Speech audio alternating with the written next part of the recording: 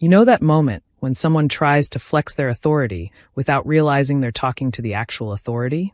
I've been the county sheriff here in Cedar Grove for 15 years, and I've lived in my house on Maple Street even longer. It's a quiet neighborhood where people used to mind their own business, wave hello, and share the occasional barbecue. That all changed when the new development went up next door and our little community suddenly became desirable real estate. I first met Karen Thompson at the neighborhood welcome party. She'd moved in with her family and immediately started talking about improving property values and community standards. Within weeks, she'd gathered a group of like-minded neighbors and formed what she called a voluntary homeowners association. I got their first letter on a Tuesday, all about joining their effort to create a more beautiful community. Being both a resident and the sheriff, I know every local ordinance by heart.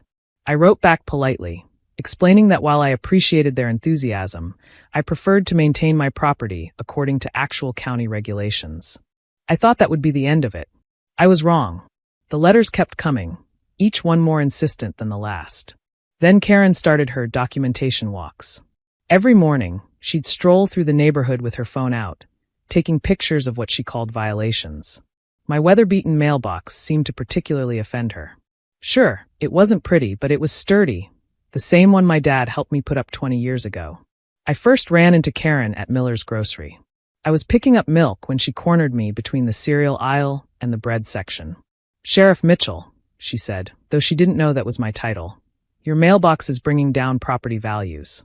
We've had complaints." I remember smiling, mostly because I knew every complaint that came through the sheriff's office, and none had been about mailboxes. "Ma'am," I said, "the mailbox meets all county regulations." She didn't like that answer one bit. "Well," she huffed, "we'll just see what the authorities have to say about that." I almost told her right then that I was the authority she'd be calling. But sometimes life's little ironies are best left to play out on their own. Over the next week, I watched her make several calls from her front porch. I could see her gesturing at my mailbox while she talked. Each time, I knew she was calling the sheriff's office my office. My deputies kept telling me about the persistent woman from Maple Street, who wanted to file a complaint about mailbox violations. They thought it was hilarious that she hadn't made the connection. Then came the neighborhood newsletter. Karen had started it herself, complete with a special section about properties of concern. My mailbox made the front page. The photo showed it from its worst angle, the evening sun highlighting every scratch and dent from 20 years of faithful service. The article mentioned getting local law enforcement involved. My neighbors who'd known me for years found it entertaining. Old Bill from across the street would wave and point at the mailbox, barely containing his laughter. Even Mrs. Henderson, who was actually in the HOA, quietly told me she thought the whole thing was ridiculous. I did consider painting the mailbox, just to keep the peace. But something about Karen's approach rubbed me the wrong way. In my years of law enforcement, I'd learned that giving in to unreasonable demands rarely leads to peace. It just encourages more demands.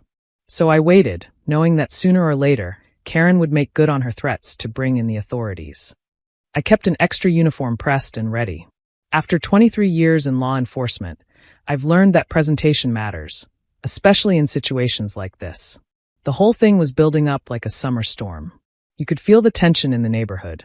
Karen's group had started issuing violation notices.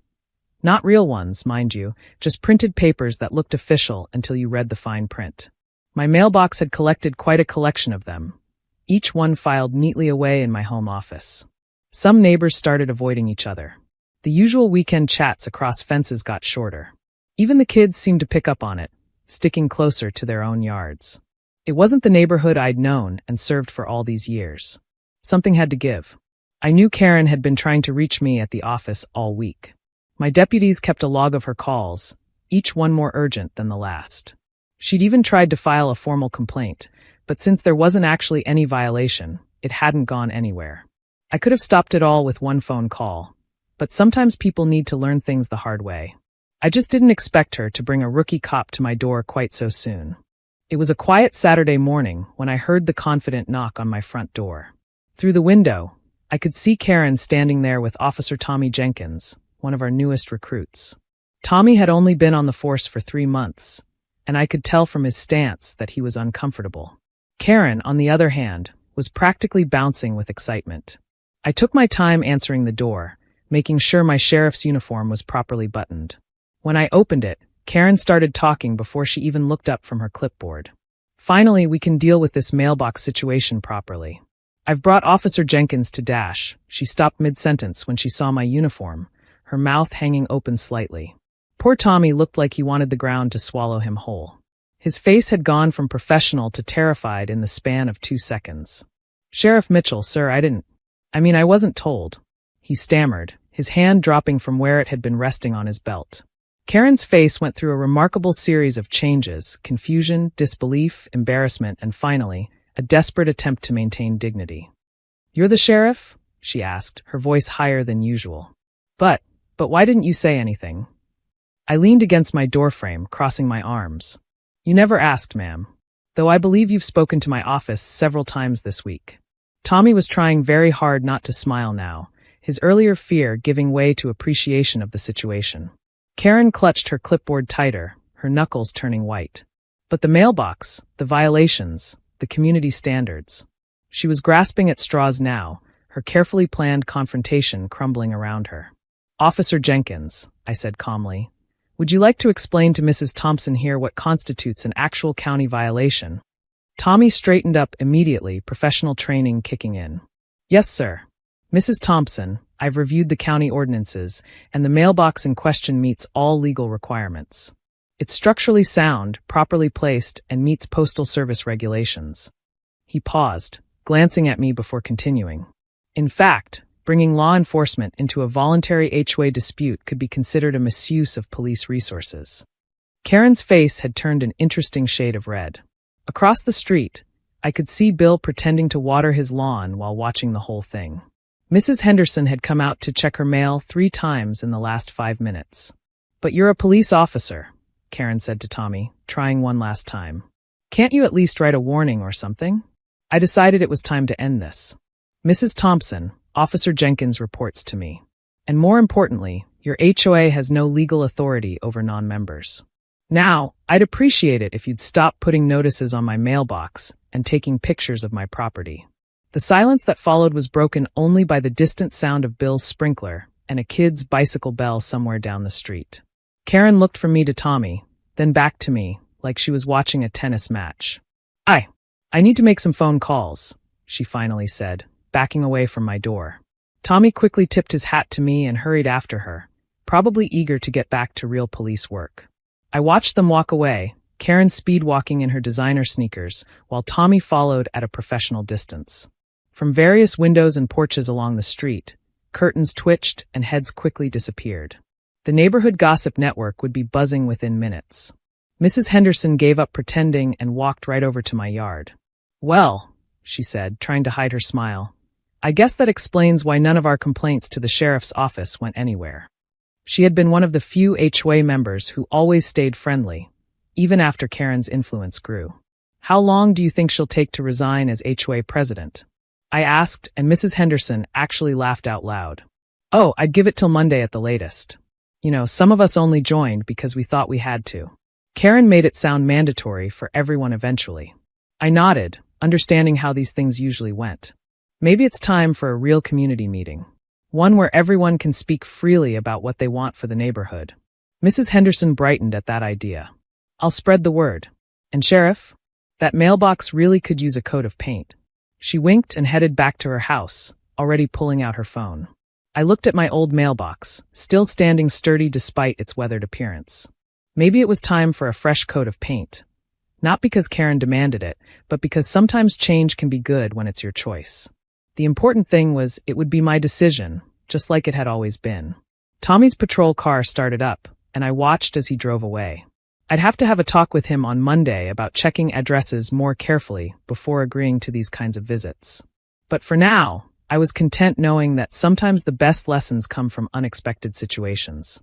The story of the mailbox showdown spread through Cedar Grove faster than wildfire in July. By Sunday evening, my phone was buzzing with messages from neighbors I hadn't heard from in months. Some were apologizing for getting caught up in Karen's HOA fever. Others were sharing their own stories of run-ins with her rules and regulations. Bill from across the street brought over a 6-pack and spent an hour telling me about how Karen had tried to fine him for having a basketball hoop in his driveway. Mrs. Henderson called to say Karen hadn't been seen outside her house since Saturday's incident, though her car had been spotted at the real estate office in town. I decided it was time to bring our community back together. Working with some of the longtime residents, we arranged a neighborhood meeting at the community center. No clipboards, no violation notices, just honest conversation about what kind of neighborhood we wanted to be. The turnout was bigger than anyone expected. Almost every house on Maple Street was represented, though Karen's family was noticeably absent. People brought snacks and drinks, making it feel more like a party than a meeting. Even Tommy Jenkins showed up, though he was off duty and sat in the back, still looking a bit embarrassed about the whole thing. I stood up to speak, not as the sheriff, but as a neighbor who'd lived here for 20 years. Look, I said, we all want the same thing, a good place to live, friendly neighbors, and peace and quiet. We don't need formal rules and threats to make that happen. We just need to talk to each other and work things out like neighbors should. The relief in the room was almost physical. People started sharing stories, laughing about some of the more ridiculous HOA violations they'd received. One family had been cited for having a flower garden with non-approved colors. Another got in trouble for leaving their garbage can out 10 minutes too long after collection.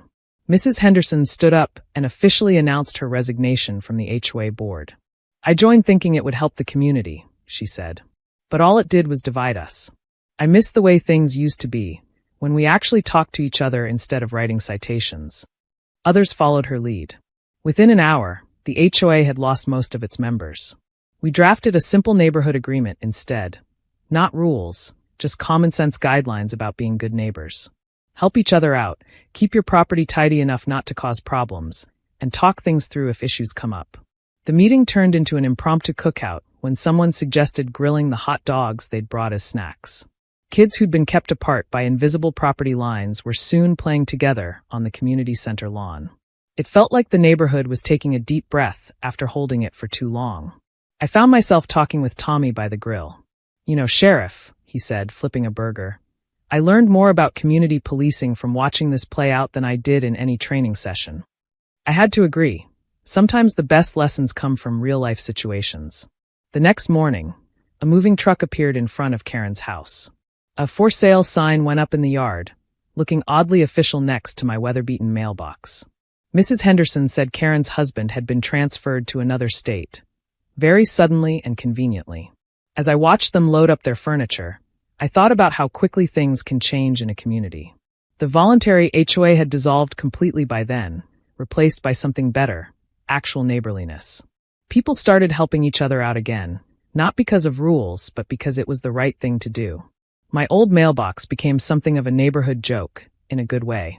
People would stop and take selfies with it, calling it the mailbox that broke the HOA.